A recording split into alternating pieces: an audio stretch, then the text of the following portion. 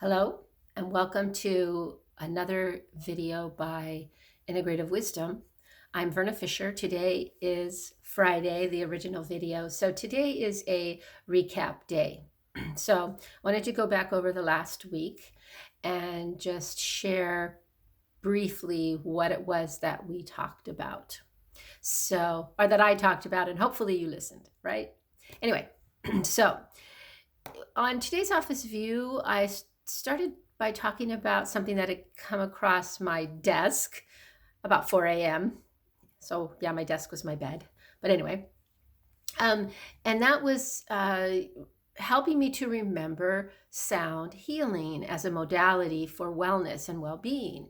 And I talked a little bit about the idea of a soul signature, that when we speak, when we listen to our voice, there are actually those out there, and you can call them quacks, and some of them probably are, but Integrative Wisdom has a healthy respect for the underlying idea that we are an energy being, and therefore when our voice, which is vibration, is heard, it will reflect where we are on our path and where we are in being true to ourselves, where we are in being in our power, and attacking those places where we still need to grow. So that was today's Office View and Sound Healing.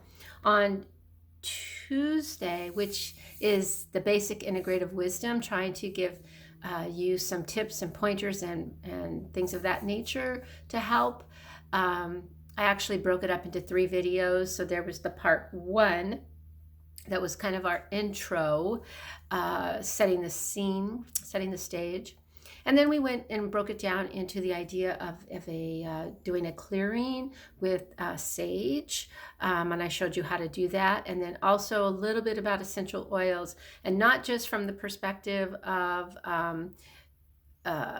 singular oils, but blends of oils, and how you can use those in a way from an intuitive perspective and allow yourself to listen more deeply to what your wisdom, your soul is trying to get across to you in that particular moment. So that was Tuesday. Wednesday was Soul Catalyst Day, which again, I'm very, very, very, very proud of the Soul Catalyst card deck. And what was interesting for this week is that we picked a card for the second time since I've been doing this, which was only 3 times, I think. And we picked Honor Your Personality Type.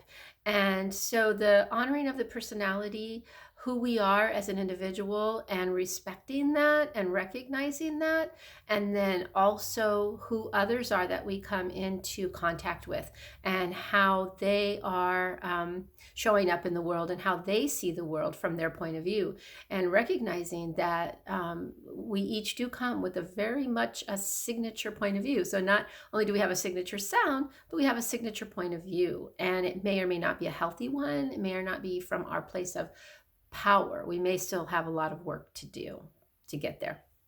And then yesterday was elder care coaching and consulting, and talked a little bit about the idea of a paradox, that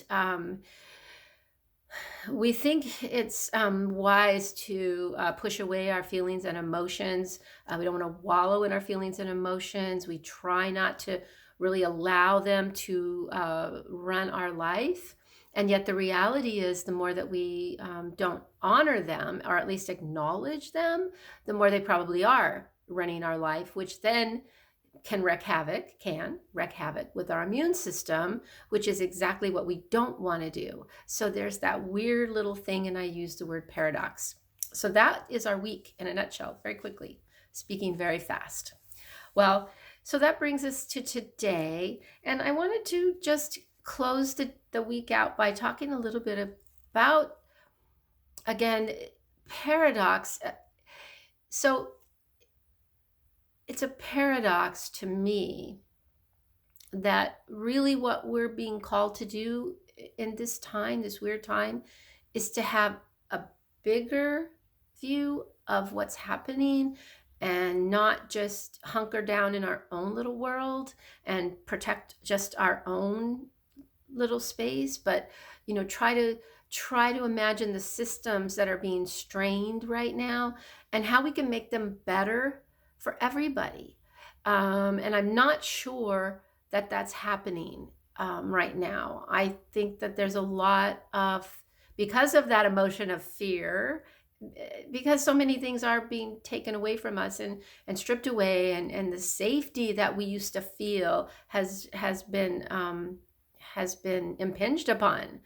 It can be very difficult to think about a system that can be there for everyone in the best way possible. So that's the bigger view. And yet, why is integrative wisdom telling you you need to know more about yourself? Because that's kind of like a hunkered down view, right? That's kind of like a personal, you're like just on you, and you're just trying to develop you. Well, with integrative wisdom, we don't stay in that space. But until we know why and what and how this is, we can't effectively be out in the world fully and completely. And so we can kind of come half, and we don't really know what we believe. We don't know what others have pushed upon us that we believe. And so doing the individual work, doing the work right now when we have the time, especially, it's kind of like a gift in a way from the universe that says, know what to thy own self be true. But in that, to thine own self be true, learning about yourself, uncovering the things that you need to be addressing that would benefit not only you and your soul's purpose, but also everyone around you. And you will then be able to help them with their deeper, truer self, and not just the self that situations have thrown upon you, and that's what you're reacting from rather than responding. So that's the paradox. Integrative wisdom says, know thyself, and yet then don't wallow in it. Turn around and see what that self wants to be out in the bigger world. That's what we're all about. So I hope you have a great weekend. It's kind of funny because weekends don't really mean the same to a lot of us who don't have that structure anymore. But please take time for you and learn one thing about yourself, perhaps, and then appreciate it, and then turn around and see how that self can make the bigger world a better place. All right, guys, love you. Bye.